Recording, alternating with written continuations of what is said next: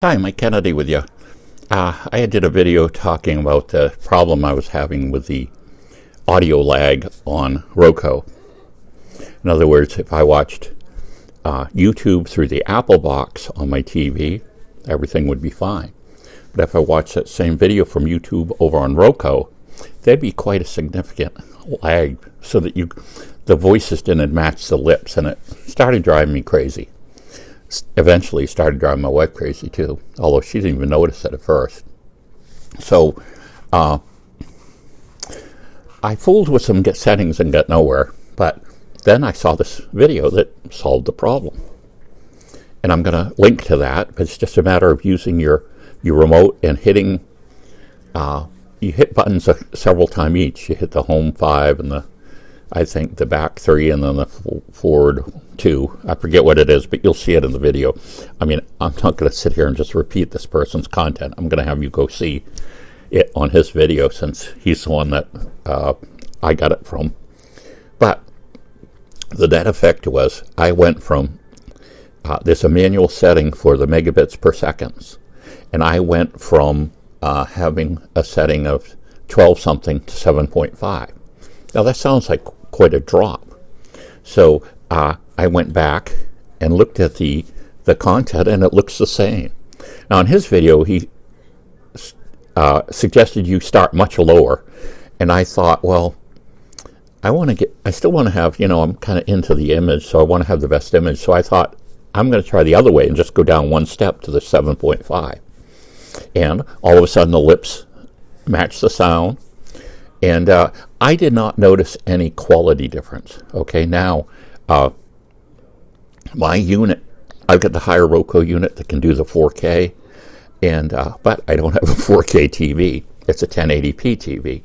So it could be possible if you actually have a 4K TV and you're running 4K content, that by doing this step, you might actually notice that your quality becomes degraded. And, that's something you'll have to decide whether that's worth it or not if you're having the same problem. But it seemed quite dramatic, too, on this time lag on Amazon Prime run through the Roku. So, there were some settings to change the speed of the speech, and that didn't appear to do anything, and we set that back to normal. Like I say, this going from automatic, in other words, when you buy Roku, it's set up to automatically set the speed to get, I guess, the maximum speed it can get to bring the show in.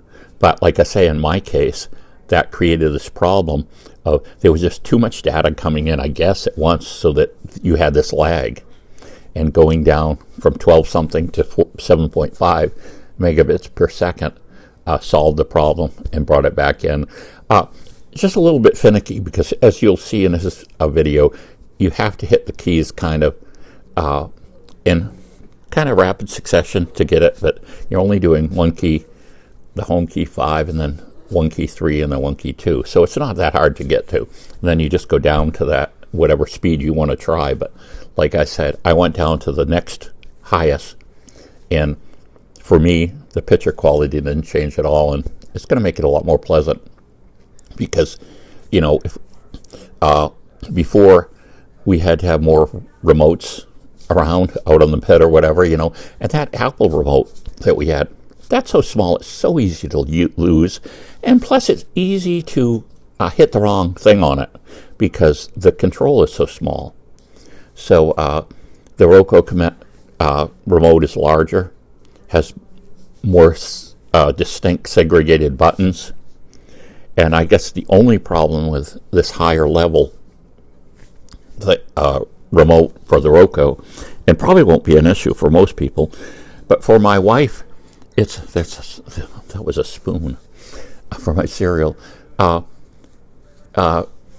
It has a mute button on the side and a volume button up and down on the side, and she, having cerebral palsy and not having complete control of her hands, she would mute it often while she was trying to do something with it, and that got very frustrating. The older remote, which will work on the newer box, the newer Roku box, is what she continues to use because it doesn't have that side button. One of the nice features of this model up that I have is that it has an earphone jack. So once you post an earphone jack in that, the TV sound stops and it goes into the earphones instead. So that's a very handy thing to have, say, if you were to want to watch TV in the middle of the night without waking someone up or anything. Or I suppose if you were in a room, someone else is reading, you could do that as well too. But anyway, check out this guy's video. If you're having a discrepancy in the audio and video track, try what he says, and it worked for me. Bye.